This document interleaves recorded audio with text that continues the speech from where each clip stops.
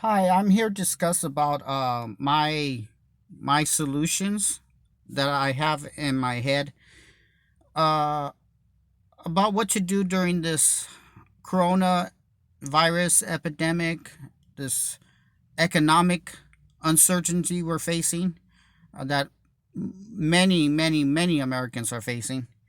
And I'm going to give you some details about this disastrous so-called stimulus package that's supposed to give us a measly $1,200 a month, which is not going to be enough to cover even rent in a lot of places like in California and or high rent cities or mortgage cities. Um, and when I say measly $1,200, the reason why I say that is because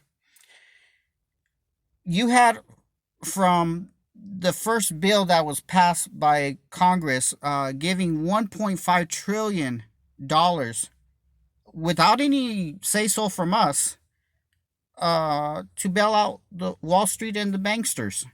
I call them banksters because they act like gangsters, and well, you get the reference. But anyways, to put that in perspective, that's over $5,000 that could have been put in your hands, every single American adult. Okay, now if that is not enough to piss you off and make you angry. Because keep in mind, both Democrats and Republicans voted to approve this, along with the other over $6 trillion they gave to big, what I call the corporate mafia. That it's really ruling not just the United States, but pretty much the whole world. Um, and I'll explain why I call it a corporate mafia. Some people call it the establishment, whatever. It's the same shit. Anyways,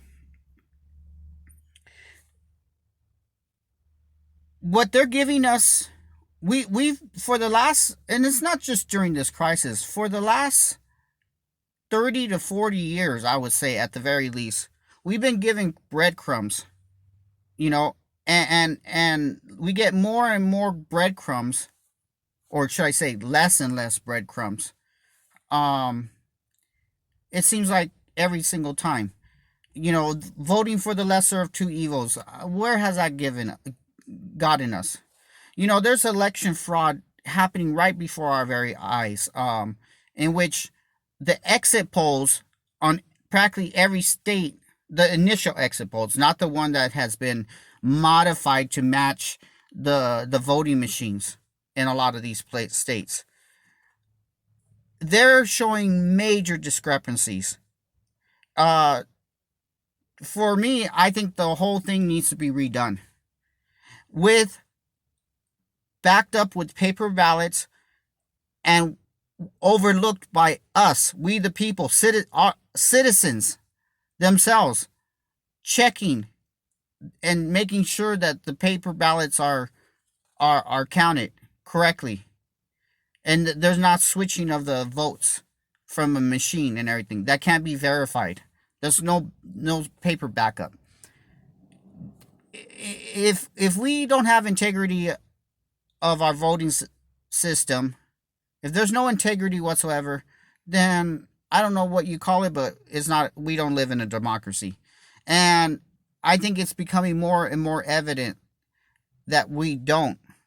We allow this to happen.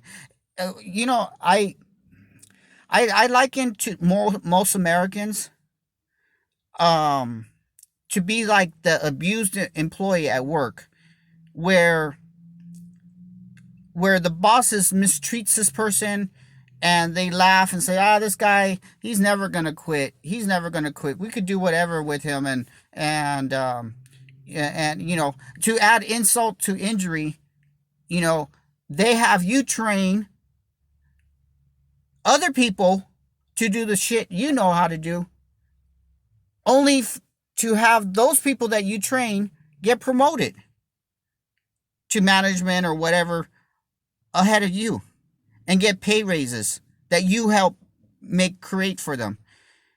Well, That's like the same as no. I say the situation with Americans and how they've been getting royally screwed over and settling for less and less breadcrumbs, it's even worse. And I'll give you a classic example. I'm not sure how many of you guys are aware of this, but our taxes goes to fund research and development for these drug companies, okay? Research and development for these drug companies that then in turn, so we pay for their research and the development of these drugs and medicine, whatever else, you know? Then in turn, they privatize it and sell it back to us at thousands of times the price it took to develop that drug. And if you don't have it, well, then you do things like you try to ration your insulin. And even young people who try to ration their insulin because they can't afford to the necessary medicine ends up dying. You have hundreds of thousands of Americans dying every year. And this is before the epidemic, okay? Because the corporate mafia has taken over and they want to take over everything. This bailout of $6.5 trillion or something like that. Or I know it's over $6 trillion recently to the corporate mafia. That $1,200 check is like the cheese in a mousetrap. Okay? It's enough to quiet you. Okay? But as soon as you go and grab that that $1,200 check, boom, the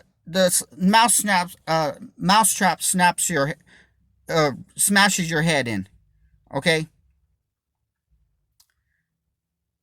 that's what this is because for many Americans, $1,200 is not going to even cut it.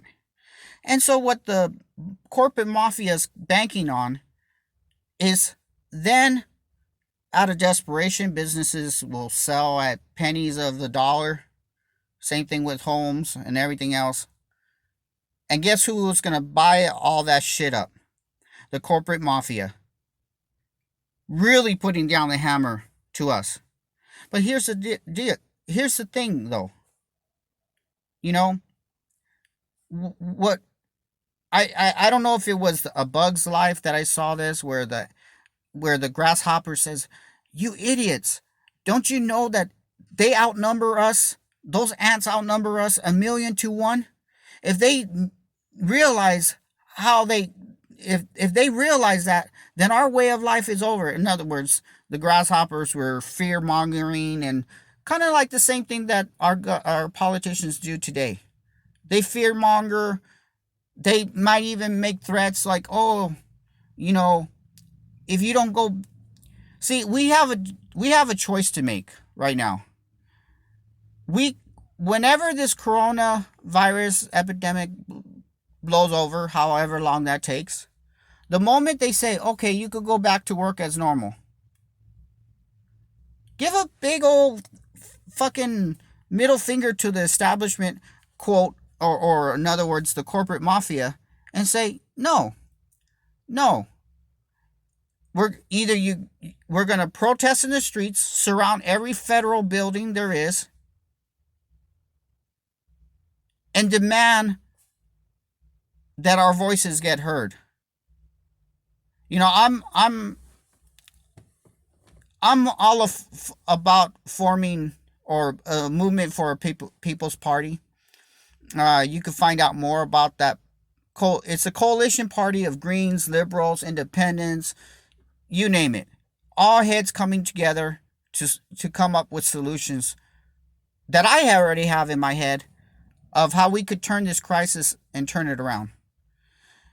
You know, I'm a vet, and sometimes people tell me, "Oh, thank you for your service," you know, and I tell them, any freedoms that we have or rights that we have didn't come about because oh, we're fighting over there to make you safe over here. That's or to have rights so you have freedoms. No, no, no. Freedoms are never given to us. They have to be demanded by the people. I'll give you an example. We had slavery here. Let's face it. Our capital was built on the back of slaves. Okay, without any compensation or anything like that. You know, we had a civil war.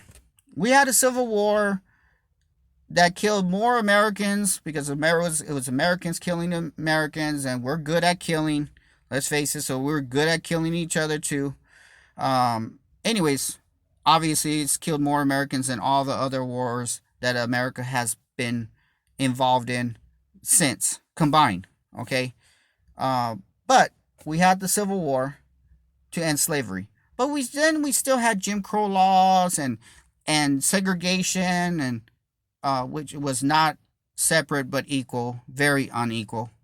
I mean, and until what happened? You had the civil rights movement, where both black and white people and other minorities and just other people came all together. But let's refresh our memories. How did the police and the firefighters react to those peaceful marches? Oh yeah, there's videos of film of police letting their attack dogs bite children.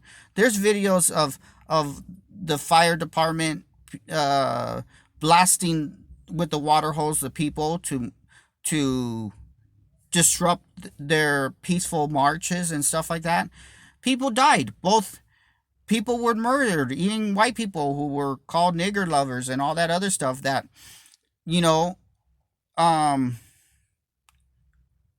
in other words, it's always we the people. 100 years ago, you had the suffrage movement. Women didn't have the right to vote until they went out on the streets and demanded their right to vote. You know, and it's the same with every country. It's not just the United States. It's the same with every country. Don't quote me on the date on this, but either it's October 24th or 29th of 1975 in the country of Iceland. Okay. Um, Women were fed up with the unequal pay for the same job that men were doing.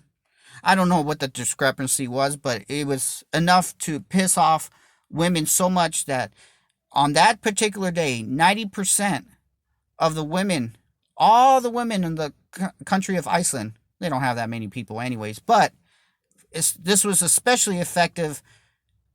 It would whatever size country it is. But 90% of the women walked out of the workforce or walked out of their homes, and the men didn't know what to do. It put the economy to a halt, just like this coronavirus is putting our economy almost to a standstill, you know. Um, and what happened later that same year? They passed that women had to get paid the same as men. They became one of the first countries to make it illegal to pay women any different from a man for the same job, same position, or whatever it is. 5 years later, that country had their first women prime minister. I think that's what they're called over there. But anyways, uh, but just think about that. That wouldn't have never came about if the people of Iceland, if the people here in the United States didn't fight for civil rights. You know, in 2008, when the market crashed, you had the Occupy Wall Street movement happen. Of course, we know what happened. People got arrested. People were afraid that, oh, that if they get arrested, they might lose their job or something like that. You know, look at the situation we're in now. It's you know it's worth getting arrested for. And as far and this is a word out for all the police officers and everything. Um, if you see massive protests, peaceful protests, You got to decide what side you're on. Are you going to listen to your corporate bosses, basically, and be the corporate thugs and work for them? Or are you going to join this revolution? That's what I'm calling for, a peaceful revolution. You know, we we have to do what Romania did, the country of Romania. Okay. Of course, I think they only have one government headquarters building or something like that. It's not like they have a bunch of federal buildings. I don't know, but whatever the case was, you had about 50 to 60,000 Romanians that basically laid siege to the federal building or buildings. Um, and because when the politicians try to enact laws that forgave themselves from corruption, that's when the people said, enough is enough. You guys, all you guys need to be kicked out. We need to start all over. I feel that that's what we have to do with the corrupt parties that we have. That's really just part of the different sides of the same coin. They both cater to the corporate mafia that wants to control the whole world and pretty much almost has full control of everything. They're going to come after your property. They're anticipating for people to lose their homes and stuff like that. So they could buy it off at a much cheaper rate. And then go ahead and then make more money, knowing that people will be so desperate that maybe they'll have 20 family members living in one place. I'm not, I'm just saying that, do you want the corporate mafia to have more of a stranglehold on us?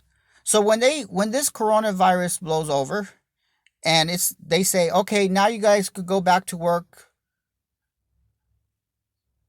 you gotta give the middle finger to the corporate mafia and either protest on the streets during that time and not go to work, or if you don't like protesting, if that's not your thing, then just stay at home as in your private protest.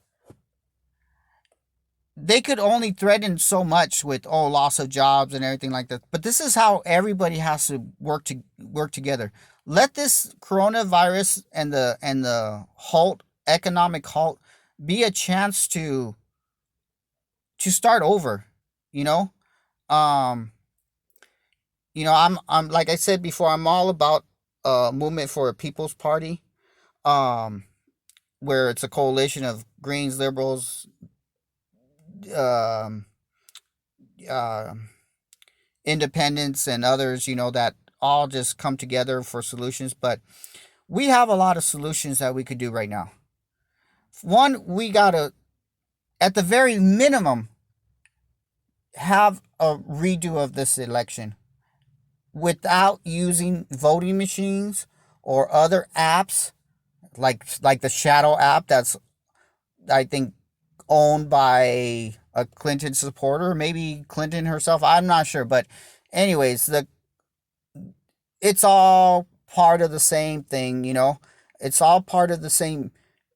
Again, if we don't have election and voting integrity, then we do not have a democracy.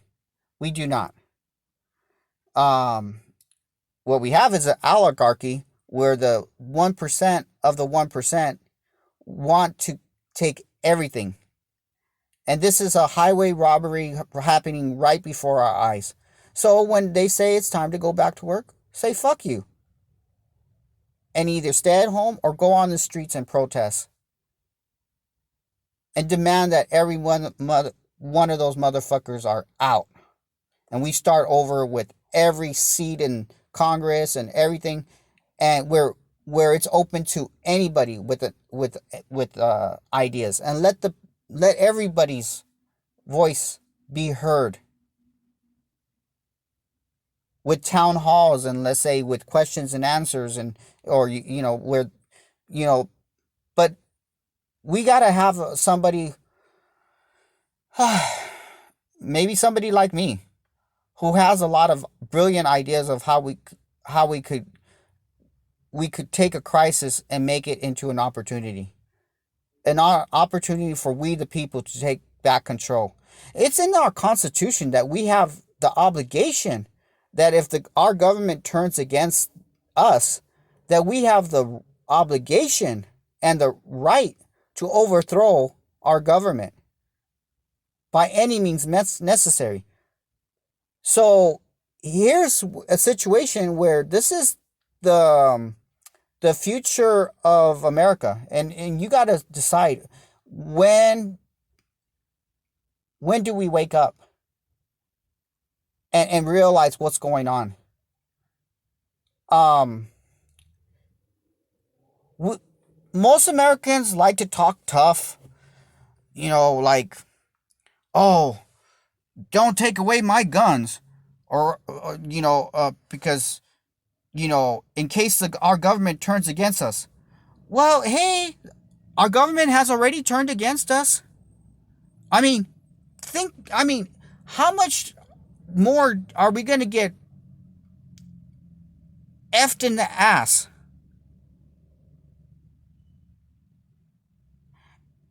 And then say, please, thank you. Give me more abuse. Thank you for these little bit of crumbs that you're offering.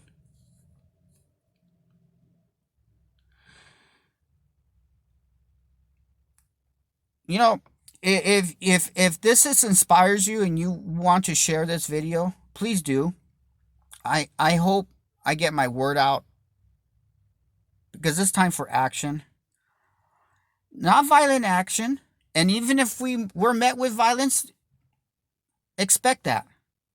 Prosecute if they try to prosecute us or whatever for protesting, peaceful protesting, so be it. It was never easy for any movement to happen.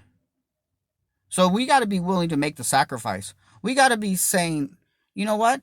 I waited out this long without a job or without working. Uh no, let's give the middle finger to the corporate mafia, and it's not going to be business as usual. We're not going to accept this. We cannot. Not if we care about the the future of our future.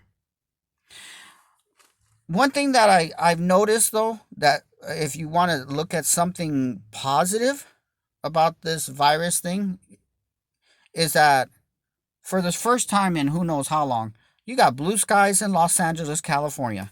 Blue skies. It's like, oh, they're the mountains that are surrounding us and that we never get a chance to see. The pollution rate worldwide has gone down already dramatically a lot. Okay? So, what are some of my ideas and solutions that how we could turn this around? Well, it's up to us to demand to just like just like those women in Iceland did, where they walked out of their jobs and until they put the economy to a halt. We got to put the pressure on the corporate mafia and refuse, have a work strike, have a rent mortgage strike or whatever. Say no. I refuse to, because in a couple of months anyways, a lot of Americans are going to lose their homes anyways. That stimulus check is not even enough to cover the crumbs or the bills or for a lot of people. And I know on Facebook some people were applauding. I didn't read this article, so I can't say what it says, but the title said about